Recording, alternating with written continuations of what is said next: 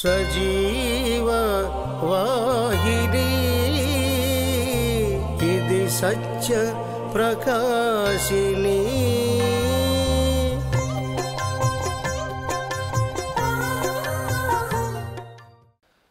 దేవుని పరిశుద్ధ నామానికి మహిమ కలుగును గాక. హల్లెలూయా. మరి సాయంకాల సమయంలో మరి కూరి వచ్చినటువంటి ప్రతి ఒక్కరికి మన ప్రభువును రక్షకుడైన యేసుక్రీస్తు నామములో మరొకసారి వందనాలు తెలియజేస్తున్నాను. I heartily welcome you all for this evening service gathered here at Infinite Worship Center.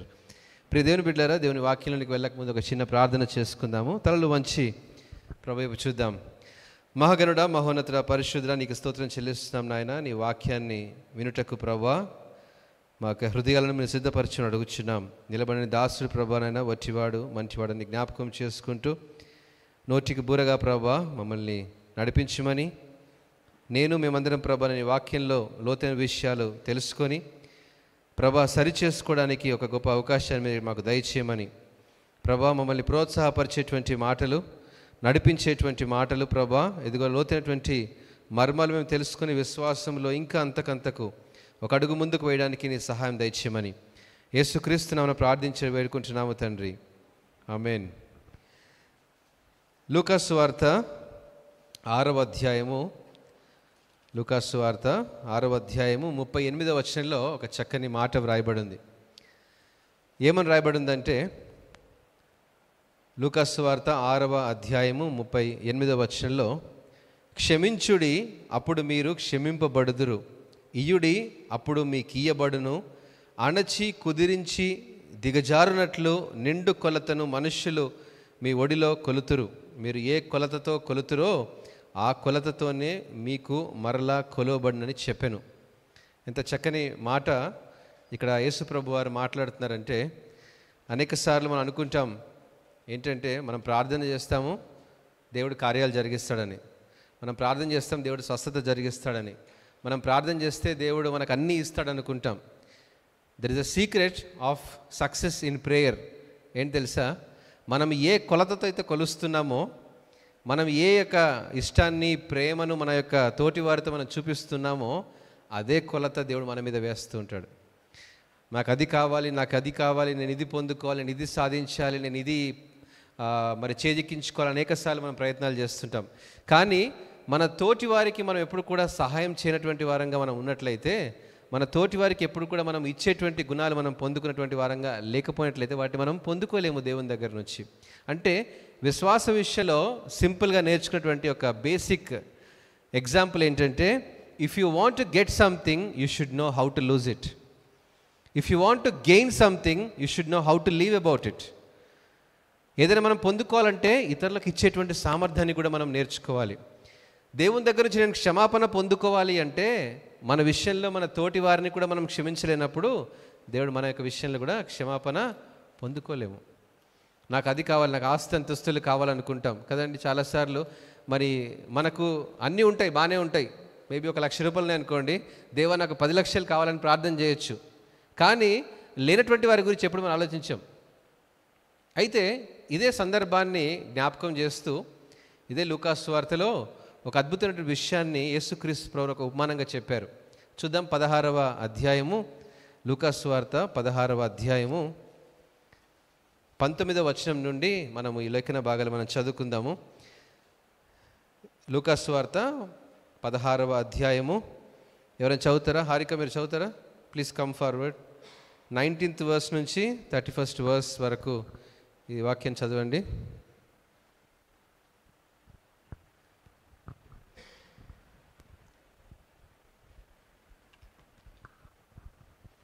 లూకాసు వార్త 16వ అధ్యాయం 19 నుంచి 31 వరకు చదువుకుందాం. ధనవంతుడు ఒకడు ఉండెను. అతడు ఊదారంగు బట్టలను సన్నపు నార వస్త్రములను ధరించుకొని ప్రతిదినము బహుగా సుఖపడుచుండువాడు. లాజరు అను ఒక దరిద్రుడు ఉండెను. వాడు కురుపులతో నిండిన వాడై ధనవంతుని ఇంటి వాకిట పడియుండి అతని బల్ల మీద నుండి పడు రొట్టె ముక్కలతో ఆకలి తీర్చుకొనగోరెను. అంతేకాక కుక్కలు వచ్చి వాని కురుపులు నాకెను. ఆ దరిద్రుడు చనిపోయి దేవదూతల చేత అబ్రహాము రొమ్మున ఆనుకొనుటకు కొనిపోబడెను. ధనవంతుడు కూడా చనిపోయి పాతిపెట్టబడెను. అప్పుడతడు పాతాళంలో బాధపడుచు కన్నులెత్తి దూరము నుండి అబ్రహామును అతని రొమ్మున ఆనుకొని ఉన్న లాజరును చూచి, తండ్రి అయిన అబ్రహామా, నా యందు కనికరపడి తన వేలికొనను నీళ్ళలో ముంచి నా నాలుకను చల్లార్చుటకు లాజరును పంపుము. నేను ఈ అగ్నిజ్వాలలో యాతన పడుచున్నానని కేకలు వేసి చెప్పెను. అందుకు అబ్రహాము, కుమారుడా, నీవు నీ జీవితకాలమందు నీకు ఇష్టమైనట్టు సుఖము అనుభవించితివి, అలాగుననే లాజరు కష్టము అనుభవించినని జ్ఞాపకము చేసుకొనుము. ఇప్పుడైతే వాడు ఇక్కడ నెమ్మది పొందుచున్నాడు, నీవు యాతన పడుచున్నావు. అంతేకాక ఇక్కడ నుండి మీ యొద్దకు దాటగోరువాడు దాటిపోజాలకుండునట్లును, అక్కడి వారు మా యొద్దకు దాటి రాజాలకుండునట్లును మాకును మీకును మధ్య అగాధం ఉంచబడి ఉన్నదని చెప్పెను. అప్పుడతడు, తండ్రి, అలాగైతే నాకు 5 సహోదరులున్నారు. వారును ఈ వేదనకరమైన స్థలమునకు రాకుండా వారికి సాక్ష్యమిచ్చుటకై నా తండ్రి ఇంటికి నన్ను పంపవలెనని నిన్ను వేడుకొనుచున్నానెను. అందుకు అబ్రహాము, వారి యొద్ద మోషేయు ప్రవక్తలను ఉన్నారు, వారి మాటలు వినవలెనని అతనితో చెప్పగా, అతడు, తండ్రివైన అబ్రహామా, అలాగూ అనవద్దు. మృతుల్లో నుండి ఒకడు వారి యొద్దకు వెళ్ళిన ఎడల వారు మారుమనసు పొందురని చెప్పెను. అందుకతడు, మోషేయు ప్రవక్తలను చెప్పిన మాటలు వారు వినని ఎడల మృతుల్లో నుండి ఒకడు లేచినను వారు నమ్మరని అతనితో చెప్పెనని. ఈ యొక్క మాటలు మనం గమనించినప్పుడు ఇక్కడ యేసుక్రీస్తు ప్రభువారు ఒక చక్కని ఉపమానాన్ని వివరిస్తున్నారు. ఈ ఉపమానం యొక్క టైటిల్ మనందరికీ తెలుసు కదా, ధనవంతుడు లాజరు. అంతేగాని ధనవంతుడు పేదవాడని రాయబడలేదు కదండి. అయితే ఈ ఉపమానంలో ఉన్న ప్రాముఖ్యత ఏంటంటే, యేసుక్రీస్తు ప్రభు ఉపమానాన్ని వివరిస్తూ ధనవంతుడు ఒకడు ఉన్నాడని చెప్పాడు, అంతేగాని అతనికి పేరు పెట్టలేదు. కానీ ఈరోజు మనం ఎవరైనా అంటాం కదండి, ప్రపంచంలో ధనవంతులు అనగానే వాళ్ళ కొన్ని పేర్లు మనం చెప్తాం. ఈ ప్రపంచంలో పేదవారు ఎవరు ఉన్నారా అంటే పేర్లు చెప్తామా? చెప్పము. కానీ యేసు ప్రభు వారు జాగ్రత్తగా మీరు గమనించండి, ఉపమానంలో ఉన్నటువంటి ఒక అర్థాన్ని మనం గమనించినప్పుడు అర్థమవుతుంది. ఏంటంటే, ధనవంతుడైన వాడు ఒకడు ఉన్నాడు.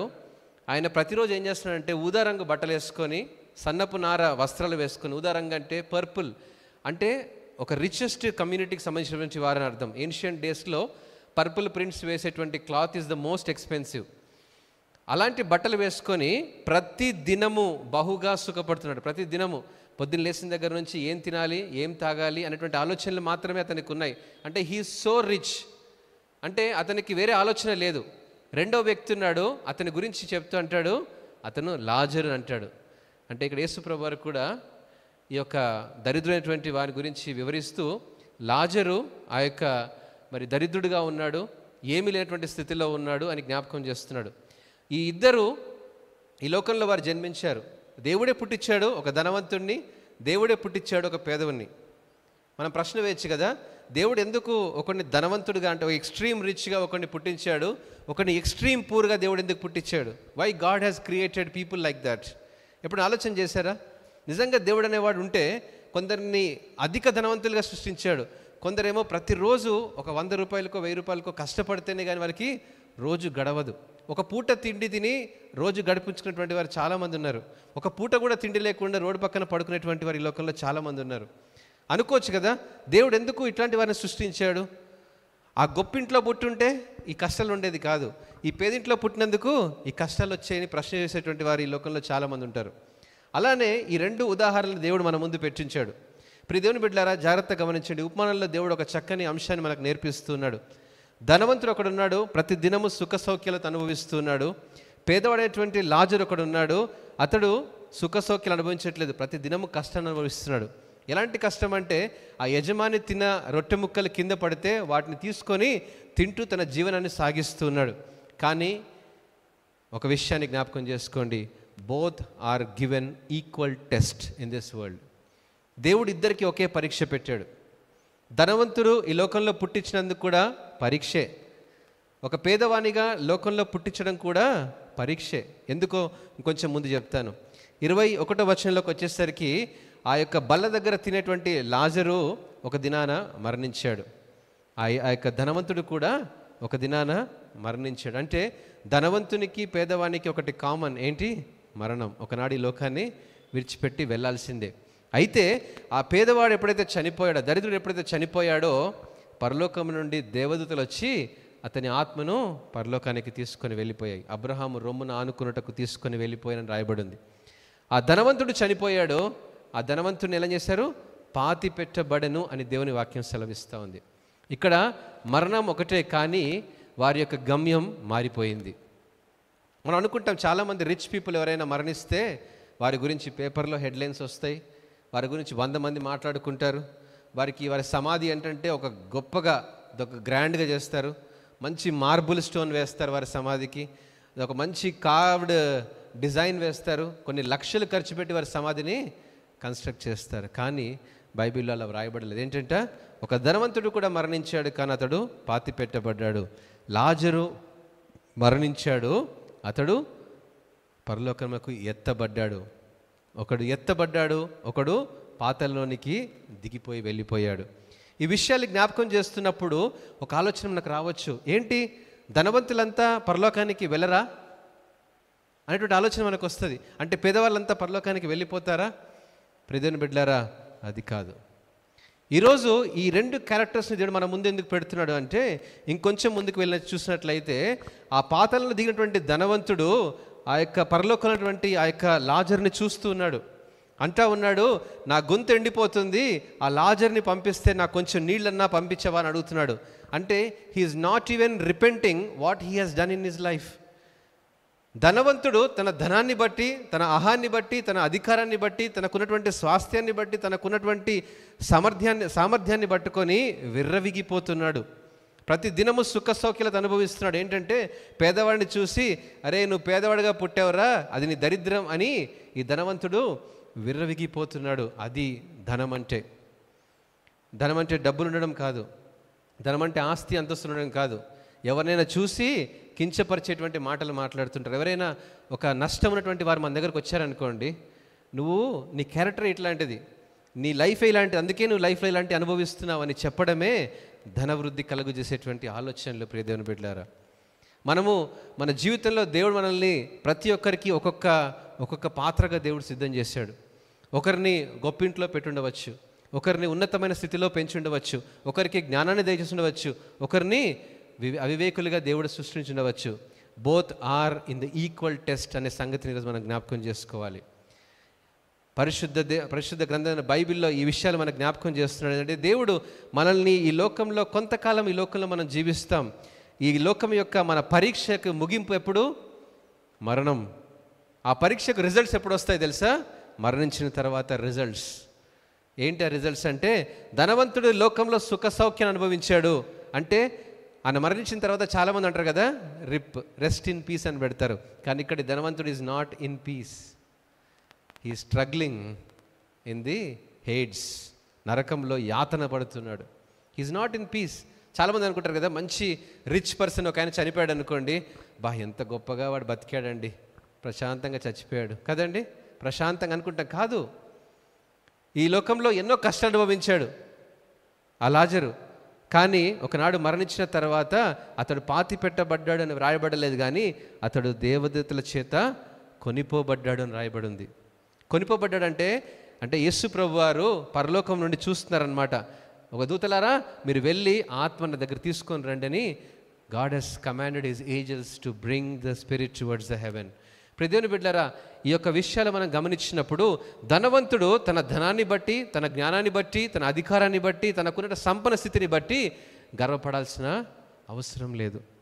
అదే పేదవాడు కూడా, దేవుడు నాకేమి ఇవ్వలేదు, నాకేమిచ్చాడండి, నాకు ఇంత అనారోగ్యం ఇచ్చాడు, నాకు కష్టాలు ఇచ్చాడు, నాకు నష్టాలు ఇచ్చాడు, నా కుటుంబంలో నిస్సహాయ స్థితిని దేవుడు ఇచ్చాడని దేవుని ప్రశ్న వేయడం కూడా ధనాన్ని కలుగజేసుకోవడమే. అదే అటువంటి ఆలోచనలు దేవుడు ఇద్దరికి ఇచ్చేటువంటి పరీక్ష. లేనివాడు ఉన్నటువంటి వాడిని చూసి ఏడవాల్సిన అవసరం లేదు, ఉన్నవాడు లేనివాడిని చూసి గర్వపడాల్సినటువంటి అవసరం లేదని దేవుని వాక్యం సెలవిస్తోంది. మనం ఏ కొలతతో అయితే కొలుస్తామో అదే కొలత దేవుడు మనకు కొలత వేస్తాడు. ఏ కొలత అయితే మనము అడుగులు ముందుకు వేస్తామో, ఎవరినైనా చాలాసార్లు మనం ఉంటాం, మన ఒక 10 మంది మన బిడ్డలు మన మధ్యలో ఉన్నారనుకోండి, 10th క్లాస్ చదువుతున్నారు, రిజల్ట్స్ వచ్చాయి, నా బిడ్డకే అందరికంటే ఫస్ట్ రావాలి, మిగతా ఎటుపోయినా పర్వాలేదు. ఈ ఆలోచన దేవుడు మానేయమని చెప్తున్నాడు. మనకి ఏదైనా సమస్య వచ్చినప్పుడు, కష్టం వచ్చినప్పుడు ఇక అనుకుంటాం, ఈ కష్టం అందరికీ వచ్చినట్టే అనుకుంటాం కదండి. ఎవరికైనా కష్టం వచ్చింది అనుకోండి, వాళ్ళు మంచోళ్ళు కాదు, అందుకే వాళ్ళ కష్టాలు వచ్చాయి అని మనం అనేక సార్లు నోరు పారేసుకుంటూ ఉంటాం. ఈరోజు ఇటువంటి విషయాన్ని జ్ఞాపకం చేస్తూ ఒక ధనవంతుణ్ణి, ఒక లాజర్ని, ఒక పేదవాడిని మన ముందు పెట్టాడు. అంటా ఉన్నాడు, ధనవంతుడు తన ధనాన్ని బట్టి ప్రతిరోజు సుఖ సౌఖ్యాలు అనుభవిస్తున్నాడు, కానీ ఏ రోజు కూడా ఆ పేదవాని ముఖము చూడలేకపోయాడు. కానీ ఈ యొక్క పేదవాడు మనం చూసినప్పుడు కొంచెం ముందుకెళ్ళినట్లయితే 26వ వచనంలో, అంతేకాక ఇక్కడ నుండి మీ యొద్దకు దాటగోరు వారు దాటిపోజాలకుండునట్లు, అక్కడి వారు మా యొద్దకు దాటి రాజాలకుండునట్లు మాకును మీకును మధ్య ఒక అగాధాన్ని దేవుడు పెట్టాడు.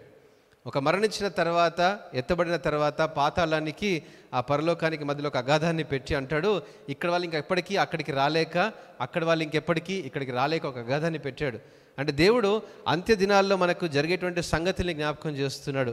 ఈరోజు లోకంలో మనం నైతికంగా జీవించగలిగితే, ఈ లోకంలో మనకు శ్రమలున్నా, కష్టాలున్నా, ఇబ్బందున్నా, బాధున్నా నమ్మకత్వాన్ని మనము ప్రదర్శించగలిగితే, నైతికత కలిగినటువంటి జీవితాన్ని జీవించగలిగితే, అంటే మనకున్నటువంటి పరిధిలోనే, మనకున్న కష్టంలో, మనకున్న బాధలో, మనకున్న సంపాదనలో, మనకున్నటువంటి దాంట్లోనే మనము అనుభవిస్తూ దాంట్లోనే మనము సంతోషాన్ని పొందుకోగలిగితే, పరిశుద్ధాత్మ దేవుడు మనకు ఈ విషయాన్ని జ్ఞాపకం చేస్తున్నాడు. ఏంటంటే ఒకనాడు ఈ లోకాన్ని వదిలిపెట్టి వెళ్ళినా కూడా our spirit will be in peace. అది నిజమైనటువంటి నెమ్మదిలోనికి మనం వెళ్ళగలుగుతాం. ఈ లోకంలో దేవుడు నాకేమి ఇవ్వలేదు కదండి. చాలాసార్లు అనుకుంటాం, ఏదైనా మంచి బిల్డింగ్ చూడగానే, లేదా ఒక మంచి కారు అని చూడగానే, ఒక మంచి రిచ్ పర్సన్ చూడగానే నాకెందుకు దేవుడు ఇవ్వలేదు అని ప్రశ్న వేయడం కంటే, నాకున్న దాంట్లో దేవుడు నన్ను ఆశీర్వదించాడు అని చెప్పడమే ఆశీర్వాదకరమైన జీవితం. ప్రియ దేవుని బిడ్డలారా, ఒకవేళ నాకు ఉన్నాయి అనుకోండి, లేనివాడిని చూసి అరే నీకు లేదురా, నువ్వు దరిద్రుడివి అని చెప్పామనుకోండి, అటువంటి ఆలోచన దేవుడు వెనక్కి తీసుకోమని దేవుడు మనకు నేర్పిస్తున్నాడు. ధనవంతుడు లాజరుటువంటి యొక్క 2 క్యారెక్టర్స్లో లాజరుకు దేవుడు పేరు పెట్టాడు, కానీ ధనవంతునికి పేరు పెట్టలేదు. సూది బెజ్జములో ఒంటె దూరుట సులభం అన్నాడు, కానీ ధనవంతుడు పరలోక రాజ్యానికి వెళ్ళడము అసాధ్యం అన్నాడు. అంటే ధనవంతుడు అంటే డబ్బున్నటువంటి వాడు కాదు. గర్వం, అహంకారం, లేదా మనకు నాకే ఉందన్నటువంటి పరపతి, నాకే ఉంది అన్నటువంటి ఒక ఆలోచనలు ఎప్పుడైతే ఉంటాయో, అందుకే 1 కొరింథీ 3:18 ఒక చక్కని మాట చూద్దాం. 1 కొరింథీ 3:18 ఎవరైనా చదవండి. ఎవడును తన్ను తాను మోసపుచ్చుకునే పని లేదు, ఎవడును తన్ను తాను మోసపరుచుకొనకూడదు. మీలో ఎవడైనను ఈ లోకమందు తాను జ్ఞానినని అనుకునే ఎడల జ్ఞాని అగునట్లు వెర్రివాడు కావలెను. ఈ లోక జ్ఞానము దేవుని దృష్టికి వెర్రితనము. నేను జ్ఞానిని అని అనుకోవడం కంటే నేను వెర్రివాడిని అని అనుకోవడమే. అంటే అటువంటి ఆలోచనలు కలిగి ఉండాలి. అంటే నేను బుద్ధి లేనని కాదు అని చెప్పడం అని కాదు, తగ్గింపు కలిగినటువంటి జీవితం, నన్ను తగ్గించుకునేటువంటి స్వభావం. ఈ యొక్క స్వభావం మనల్ని ఉన్నతమైన స్థాయిలోనికి నడిపిస్తుందని దేవుని వాక్యం సెలవిస్తూ ఉంది. నేనే ఉండాలి, నేను మాత్రమే ఉండాలి, నేనే చెయ్యాలి, నేను మాత్రమే చెయ్యాలి, నాకే వచ్చు, నేను మాత్రమే చేయగలటువంటి ఆలోచనలు ఎప్పుడైనా కూడా అహంకారం ఏం చేస్తుంది, పాతాళానికి పడేసేదిగా ఉంటుంది అని దేవుని వాక్యం సెలవిస్తూ ఉంది. నేను జ్ఞానిని అని అనుకుంటే నువ్వు వెర్రివాణితో సమానమని దేవుని యొక్క వాక్యం సెలవిస్తూ ఉంది. అందుకే ఈ లోక జ్ఞానం అంట దేవుని దృష్టికి అది వెర్రితనమే. ఈరోజు మనము ఆ ధనవంతుడు లాజర్ విషయాన్ని మనం చదువుతున్నప్పుడు, నిజంగా లాజర్ అసలు ఏం చేశాడు పరలోకానికి వెళ్ళడానికి? లాజర్ ఏ చర్చికి వెళ్ళాడు? ఎన్ని ప్రార్థనలు చేశాడు? ఎన్ని సంఘ ప్రార్థనలు చేశాడు? ఆయన యొక్క ఆత్మీయ విశ్వాస జీవితం ఏంటి? అనేక ప్రశ్నలు మనం వేయచ్చు. అయినా దేవదూతలు వచ్చి అతన్ని తీసుకొని పైకి వెళ్ళిపోయాయి. అంటే యూ కెన్ అండర్స్టాండ్ అంటే హౌ హిజ్ లైఫ్ ఈస్. ప్రియదేవుని బిడ్డలారా, పరలోక రాజ్యం వెళ్ళాలి అంటే ఏదో గొప్ప కార్యాలు చేయాల్సిన అవసరం లేదు, దానికి పుణ్యకార్యాలు చేయాల్సిన అవసరం లేదు. నైతికంగా జీవించడమే, నీతిగా జీవించడమే పరలోక రాజ్యానికి మనల్ని హక్కుదారులుగా చేస్తుంది. ఈరోజు మనం ఏ స్థితిలో ఉన్నామని కాదు, ఈరోజు మనం ఏ యొక్క కుటుంబంలో మనం పుట్టామని కాదు, ఎక్కడ మనం ఉంచామో దేవుడు మనల్ని అక్కడ నిలబెట్టడానికి దేవుడు ఉంచాడు. ఒకవేళ మన ఇంట్లో కష్టాలు ఉన్నాయనుకోండి, ఇబ్బందులు ఉన్నాయనుకోండి, it's okay, we have to live with it. We can't change it overnight. తీసేయలేము వాటిని. అప్పుల బాధలు ఉన్నాయి, అనారోగ్య బాధలు ఉన్నాయి, వాటిని రాత్రి తీసేయగలమా? తీసేయలేము. ఉన్న వాటిల్లోనే సంతోషపడుతూ కలిమిలో, లేమిలో, కష్టములో, నష్టములో, బాధలో, ఇబ్బందిలో, ఇరుకులో కూడా ప్రభువా నీకు స్తోత్రమని చెప్పేటువంటి మాటలు కావాలి. అది లాజరు ప్రదర్శించి చూపించాడు. అందుకే తన యజమాని బల దగ్గర ఉన్నప్పటికీ కూడా నేను యజమాని అయిపోవాలి, యజమాని కంటే బాగుపడాలి, ఏ రోజైనా సరే ఈ యజమానికి నేను బుద్ధి చెప్పాలి అనేటువంటి ఆలోచనలు ఆ లాజరు కలిగి ఉండలేదు. కానీ తన యొక్క జీవితంలో క్రీస్తును కలిగి ఉన్నాడు. కాబట్టి the contrast of the rich man is the life of the poor man. ప్రతి దినము సుఖ సౌఖ్యాలు అనుభవిస్తున్నాడు, ప్రతి దినము కష్టంలోనే నష్టంలోనే నమ్మకంగా జీవించగలుగుతున్నాడు. ప్రియ దేవుని బిడ్డలారా, ఈరోజు యవన బిడ్డలు మన మధ్యలో ఉన్నారు. ఈరోజు you are working, if you are a student, ఎక్కడైనా మీరు పని చేస్తూ ఉండొచ్చు, లేకపోతే చదువుకుంటూ ఉండొచ్చు. You are in a institution. మనకంటే గొప్పవంతులు, మనకంటే జ్ఞానవంతులు, మనకంటే ప్రతిభావంతులు, మనకంటే ధనవంతులు మన చుట్టూ ఉన్నారు. మనం వారిని చూసినప్పుడు ఎప్పుడు కూడా మనము తక్కువ చేసుకోవాల్సిన అవసరం లేదు. మనం వారిని చూసినప్పుడు ఎప్పుడు కూడా దేవుడు నాకు ఇవ్వలేదనో, లేకపోతే నేను వాళ్ళకంటే బెటర్గా లేననో మనము ఇన్ఫీరియర్గా ఫీల్ అవ్వాల్సినటువంటి అవసరం లేదు. ఎందుకంటే God has created them and God has created us. ఈ లోకంలో మనకంటే జ్ఞానవంతులు ఉన్నారు, మనకంటే ప్రతిభావంతులు ఉన్నారు. క్రైస్తవేతరులో, క్రీస్తు నమ్మనటువంటి వారిలో మనకంటే గొప్పవారు ఉన్నారు. కానీ వారికి లేనిది మనకున్నది ఏంటి? ఈరోజు యేసుప్రభుని నమ్ముకోవడం వల్ల నాకు వచ్చినటువంటి లాభం ఏంటి? నేను యేసుప్రభుని నమ్ముకుంటే చాలామంది చెప్తారు కదా, యేసుప్రభుని నమ్ముకోండి అమ్మా, మీ కష్టాలు పోతాయి, మీ బాధలు పోతాయి, మీ అనారోగ్యం పోతుంది అంటే నేను అంటున్నా అవి పోవు, అవి అట్లే ఉంటాయి. నో, ఇక్కడ ధనవంతుడు లాజరు అయినటువంటి ఎగ్జాంపుల్ అదే. యేసుప్రభుని నమ్ముకున్నాడు లాజరు, చనిపోయినా కూడా ఆ దరిద్రతలోనే చనిపోయాడు. ఆయన కష్టాలు పోయాయా? పోలేదు. ఆయన బాధలు పోయాయా? పోలేదు. ఇది సినిమా స్టోరీ లాగా రిక్షా దొక్కుకుంటూ స్టార్ట్ అయ్యి ఒక కారులో ఎండినటువంటి ఒక స్టోరీ లాగా లేదు ఇది. He started as a poor man, he died as a poor man. దరిద్రుడు అని రాయబడింది, ఇంకా చక్కగా పేదవాడని కాదు, దరిద్రుడు అని రాయబడింది. అంటే దిక్కు దివాన్ లేనటానికి ఎవ్వరూ లేరు, ఆ రోడ్డు పక్కన అక్కడ ఉన్నాడు అనమాట, అంతే. అలానే పుట్టాడు, అలానే చనిపోయాడు. ప్రియదేవుని బిడ్డలారా, క్రైస్తవ విశ్వాసంలో వినూత్నమైనటువంటి అనుభవం నేను జ్ఞాపకం చేస్తున్నాను. ఏ ఒక్క జీవితాన్ని నువ్వు ప్రారంభించావో అదే రీతిగా జీవితాన్ని కొనసాగిస్తూనే ఉంటావు. మన కుటుంబ స్థితిగతులు ఎలా ఉన్నాయో మన యొక్క జీవితం కూడా అలానే ఉంటుంది.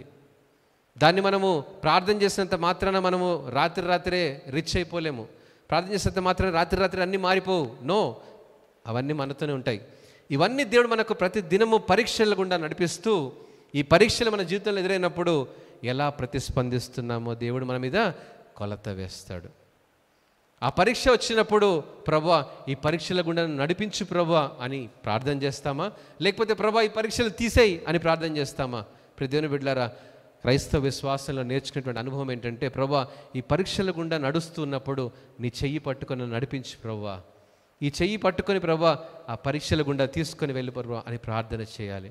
అది ఈరోజు మనం నేర్చుకోవాల్సిన ప్రార్థన. ప్రతి వ్యక్తికి దేవుడు ఒక శ్రమ పెడతాడు, ఒక పరీక్ష పెడతాడు, ఒక కష్టాన్ని పెడతాడు. ఒక విశ్వాస జీవితంలో ఈ పరీక్షలు నడిపిస్తుంటాడు దేవుడు. కానీ ఏదైనా కానీ మనం భరించగలిగేంత శ్రమ పెడతాడు, కానీ మనం భరించలేని శ్రమ పెట్టాడు దేవుడు. ఎందుకంటే ఆ శ్రమ చివరున్న సంతోషం, ఆ శ్రమ చివరున్న ఆనందం, ఆ శ్రమ చివరున్న వాగ్దానాన్ని మనం పొందుకోవాలని. ప్రతి శ్రమ, ప్రతి పరీక్ష అనుభవాలు మనకు నేర్పిస్తాయి. ఆ అనుభవాల్లో వెళ్ళినప్పుడు ఆ అనుభవాల చివరి ఏమంటుంది తెలుసా? అనవసరంగా నేను కొన్ని తప్పుడు నిర్ణయాలు తీసుకున్నాను, దేవుడు నన్ను నడిపించాడు. అనవసరంగా కొందరు వ్యక్తులు నేను పరిచయం చేసుకున్నాను, వారి వల్ల నా జీవితం నాశనం అయిపోయింది, అందుకే దేవుడు నన్ను తప్పించాడు అని అప్పుడు మనకు తెలుస్తుంది.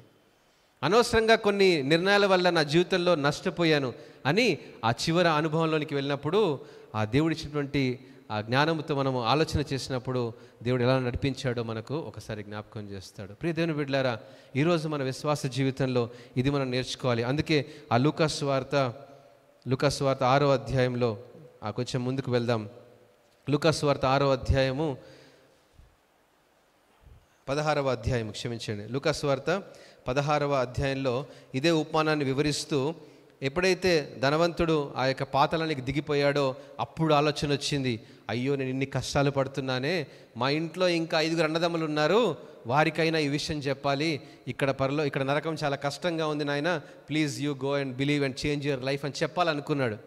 అని చెప్పాలంటే అబ్రహాం అక్కడ మాట చెప్తున్నాడు ఏంటంటే, ఒకవేళ మోషే కానీ ప్రవక్తలు కానీ వెళ్ళి చెప్పినా కూడా, మృతుల్లో నుంచి ఎవడైనా వెళ్ళి చనిపోయి బతికి అయ్యా నేను ఇట్లా నరకానికి వెళ్ళొచ్చాను, అక్కడ అన్ని కష్టాలు ఉన్నాయని చెప్పినా కూడా వారు నమ్మరు అని అబ్రహాము సెలవిస్తున్నాడు. ప్రియ దేవుని బిడ్డలారా, ఎందుకు నమ్మరు తెలుసా?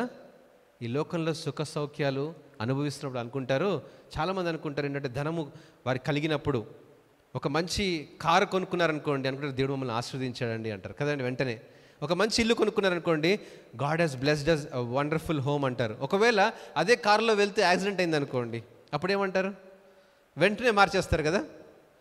అయ్యో మంచి ప్రార్థన చేసుకొని బయలుదేరామే, అయినా ఏంటి కార్కి యాక్సిడెంట్ అయిపోయింది అంటే దేవుడు మనతో లేడనా? కారు కొన్నప్పుడు ఉన్న మనతో ఉన్న దేవుడు కారు యాక్సిడెంట్ అయినప్పుడు ఎక్కడున్నాడు? ఒకసారి ఆలోచన చేయాలి. ప్రియ దేవుని బిడ్డలారా, మన జీవన విధానంలో మంచి జరిగినప్పుడు దేవుడు మనతో ఉన్నాడని, మంచి జరగనప్పుడు దేవుడు మనతో లేడని కానే కాదు. He's there in every situation. ఎలా నువ్వు ప్రతిస్పందిస్తావో దేవుడిని దగ్గర నుంచి సమాధానం కోసం వేచి చూస్తూ ఉంటాడు. That is the result in the eternity you can actually attain. నిత్యత్వంలో ఒకనాడు నువ్వు వెళ్ళినప్పుడు ఆ నిత్యరాజ్యంలో నువ్వు క్రీస్తుతో ఉండాలి అంటే, ఆ మహిమలో నువ్వు ఉండాలి అంటే ఈ లోకంలో నైతికంగా జీవించడం నేర్చుకోవాలి మనకున్న పరిధిలోనే. అందుకే ఆ ప్రకటన గ్రంథం చివరిగా చదువుకొని ముందుకు వెళ్దాం.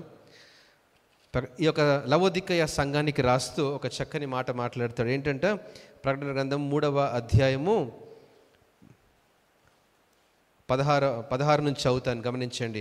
నీవు వెచ్చగానైనను చల్లగానైనను ఉండక నులివెచ్చగా ఉన్నావు గనుక నేను నిన్ను నా నోట నుండి ఉమ్మివేయనుద్దేశించుచున్నాను. నీవు దౌర్భాగ్యుడవును, దిక్కుమాలిన వాడవును, దరిద్రుడవును, గ్రుడ్డివాడవును, దిగంబరుడవై ఉన్నావని ఎరుగక నేను ధనవంతుడను, ధనవృద్ధి చేసి ఉన్నాను, నాకేమీ కొదవలేదని చెప్పుచున్నావు అని అంటాడు. ఈ మాటలు ఎందుకు జ్ఞాపకం చేస్తున్నాడంటే, అంత్య దినాల్లో మనుషులు ఎలా ఉంటారు, అంత్య దినాల్లో సంఘం ఎలా ఉంటుంది అంటే, నాకు ఒకవేళ మంచి ఒక టాప్ ర్యాంకర్గా నేను పాస్ అయిన అనుకోండి, ఇక అందరినీ మనం చిన్న చూపు చూస్తుంటాం అనమాట. ఇంకా నేనే ద బెస్ట్ అని. ఒకవేళ నాకు మంచి జాబ్ వచ్చింది అనుకోండి, ఒక 1 crore ప్యాకేజ్ వచ్చింది అనుకోండి నాకు శాలరీ, ఇక 1 lakh శాలరీ వచ్చే వాళ్ళందరూ నా దృష్టిలో ఫెయిల్యూర్స్ కదండి. అలాంటి స్థితిలోనికి నువ్వు వెదిగిపోతావేమో.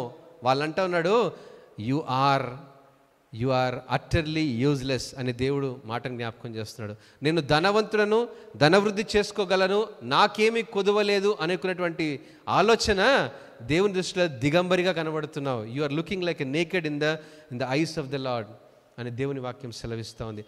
అహంకారాన్ని బట్టి, మనకున్న స్థితిగతులను బట్టి మనం ఎప్పుడు కూడా గర్వపడక, అతిశయపడక దేవుని దృష్టిలో నమ్మకంగా జీవించాడు. కాబట్టే లాజరు మరణించినా కూడా దేవదూతలు వచ్చి తీసుకొని వెళ్ళిపోయారు. నేను అంటాను, today if you leave the world, do you think that angels will come for you? అలాంటి జీవితాన్ని మనం జీవించామా? అలాంటి జీవితాన్ని కనుక జీవించలేకపోతే God is giving another opportunity. ఒకసారి సరి చేసుకోమంటున్నాడు, ఒకసారి సరిదిద్దుకోమంటున్నాడు. మన ఆలోచనలు, మన తలంపులు ఎలా ఉంటాయంటే, అనేక సార్లు మనమే బెస్ట్గా ఉన్నాం అనిపిస్తుంది. మంచి డ్రెస్ వేసుకున్నామంటే, ఎవరైనా చినిపినటువంటి బట్టలు మన పక్కన ఉంటే, ఏంట్రా వీళ్ళు పేదోళ్ళు అని వెంటనే ఆలోచనలు వచ్చేస్తాయి. కానీ ప్రియమైన బిడ్డలారా, ఎవరిని చూసి కూడా మనం అతిశయపడాల్సిన అవసరం లేదు, లేనటువంటి వారిని చూసి గర్వపడాల్సినటువంటి అవసరం లేదు. జ్ఞానం లేనటువంటి వారు కానీ, లేకపోతే బుద్ధిహీనులు కానీ దేవుడే తయారు చేశాడు. వారిని మన ముందే పెట్టాడు. వారిని చూసి నువ్వు ఎలా ప్రతిస్పందిస్తావని దేవుడు నీకు ఇచ్చిన పరీక్ష. లేనటువంటి వారికి కూడా దేవుడు పరీక్ష ఇచ్చాడు. ఏమని? వాళ్ళని చూసి నువ్వు ఏమనుకుంటావు? నాకు ఇవ్వలేదు అనుకుంటావేమో, లేదా నాకు ఉన్నదాంట్లో నేను సరిపెట్టుకుంటాను అనుకుంటావేమో. దేవుడు పరీక్ష చేస్తున్నాడు. ఏ కొలత పరిమాణంతో నువ్వు కొలుస్తావో అదే కొలత వేయబడుతుంది. హల్లెలూయా. ఇట్టి మాటలను దేవుడు ఆస్వాదించును గాక. తల్లు వంచి ప్రార్థన చేసుకుందాం. మహాగణుడా, మహోన్నతుడా, పరిశుద్ధుడా, నీకే వేలాల్సితో చెల్లిస్తున్నాం నాయన. ధనవంతుడు, లాజరు, అవును ప్రభా, ఇద్దరు మరణించారు. కానీ ఒకడు ఎత్తబడ్డాడు, ఒకడు పాతాళానికి దిగిపోయాడు. ప్రియ దేవుని బిడ్డలారా, ఒకసారి ప్రార్థన చేసుకుందాం, ఆలోచన చేస్తున్నాం. అవును ప్రభా, మాకు ఇచ్చినటువంటి వాక్యాన్ని బట్టి వందనాలతో చెల్లిస్తున్నాం నాయన. ప్రభా, ఇదిగో మా జీవితాల్లో ప్రభా, మీరు ఇచ్చినటువంటి తలంపులను బట్టి ప్రభా, ఏవైతే మేము పోగొట్టుకున్నామో, ఎక్కడైతే పోగొట్టుకున్నామో ప్రభా, వాటిని మరలా పొందుకునేటువంటి అర్హత దయచేయండి నాయన. మా జీవితంలో ఎన్నో నష్టపోయాం ప్రభా, ఎన్నో కష్టాన్ని అనుభవించాం, ఎన్నో ప్రభా నాయన మరి నిస్సహాయ స్థితిలోనికి ప్రభా మేము వెళ్ళినప్పుడు ప్రభా అనేక సార్లు ప్రార్థించక నీకు దూరమైనటువంటి సందర్భాలు ఎన్నో ఉన్నాయి. ఇబ్బంది కలిగినప్పుడు, బాధ కలిగినప్పుడు ప్రభా, ఇదిగో ప్రార్థనలో ఏకీభవించని సందర్భాలు ఎన్నో ఉన్నాయి ప్రభా. అయినా మమ్మల్ని మీరు విడిచిపెట్టలేదు. నీ ప్రేమ, నీ దయ, నీ వాత్సల్యతను బట్టి వందనాలు ప్రభా. మనుషులు మమ్మల్ని విడిచిపెట్టారు, మా స్నేహితులు, బంధువులు మమ్మల్ని విడిచిపెట్టారు ప్రభా. కష్టం, నష్టం, బాధ చూసినప్పుడు ప్రభా, ఇదిగో మేము పనికిరాని వారమని మమ్మల్ని వెలివేశారు నాయన. కానీ మీరు మమ్మల్ని విడిచిపెట్టలేదు. నీ ప్రేమ, నీ దయ, నీ కృప, నీ వాత్సల్యత ప్రభా, నీ సంకల్పం, నీ చిత్తం ప్రభా మా మీద ఉంది కాబట్టి ఇంకా మీరు ఏర్పరచుకున్నారు, ఎన్నుకున్నారు, రక్షించుకున్నారు ప్రభా. నీకు వెలాసుత చెల్లిస్తున్నాం నాయన. ప్రభా మా జీవితంలో మా ఇష్టానుసారంగా మేము ఎప్పుడు జీవించినా కూడా నీ ప్రేమతోనే మమ్మల్ని మీరు కరుణించారు. నీకు ఇష్టం లేకుండా జీవించినప్పటికీ కూడా ప్రభా నీ ప్రేమతోనే మేము రక్షించుకున్నారు ప్రభా. ఇదిగో ప్రభా, ఏ కొలతతో కొలుస్తామో ప్రభా అదే కొలత మీరు మా మీద కొలుస్తూనే ఉన్నారు ప్రభా. అయినా ప్రభానైనా కొలత లేనటువంటి ప్రేమ ప్రభా ఆ కలువరి శిలువలో మీరు మా కొరకు అర్పించారు ప్రభా. విలువలేనటువంటి మా జీవితాలను ప్రభా విలువ పెట్టి కొన్నారు నాయన. నీకే వెలాసుత చెల్లిస్తున్నాం ప్రభా. మా జీవితాలని రక్షించుకున్నారు, ఏర్పరచుకున్నారు, ఎన్నుకున్నారు ప్రభా. ఆ శిలువ రక్తము చేత మమ్మల్ని రక్షించి ప్రోక్షించి ప్రభా నీ బిడ్డలముగా, నీ సొత్తుగా ఒకనాడు మేము నీతో ఉండాలని, ఒకనాడు ప్రభా ఆ పాతాళానికి దిగిపోకుండా ప్రభా ఎత్తబడే గుంపులో మేము కూడా ఉండాలని ప్రభా మీరు మమ్మల్ని ఎన్నుకున్నారు. ఏ యోగ్యత మాకు లేదు నాయన. ఏ ఒక్క ప్రభా మరి మేము పేరు ప్రఖ్యాతలు మాకు లేవు, ధనము లేదు ప్రభా, ధాన్యం లేదు ప్రభా, ఇదిగో డబ్బు హోదాలు లేవు నాయన. అయినా కూడా మమ్మల్ని ప్రేమించారు ప్రభా. ఒకనాడు నీతో ఉండేటువంటి భాగ్యాన్ని మీరు మాకు ఇస్తారన్నటువంటి నిరీక్షణ మీరు మాకు ఇచ్చారు. అందుని బట్టి వెలాసుత చెల్లిస్తూ నీకే మహిమ, ఘనత, ప్రభావం ఆరోపిస్తూ యేసుక్రీస్తు నామమున ప్రార్థించి వేడుకుంటున్నాము తండ్రి. ఆమేన్, ఆమేన్.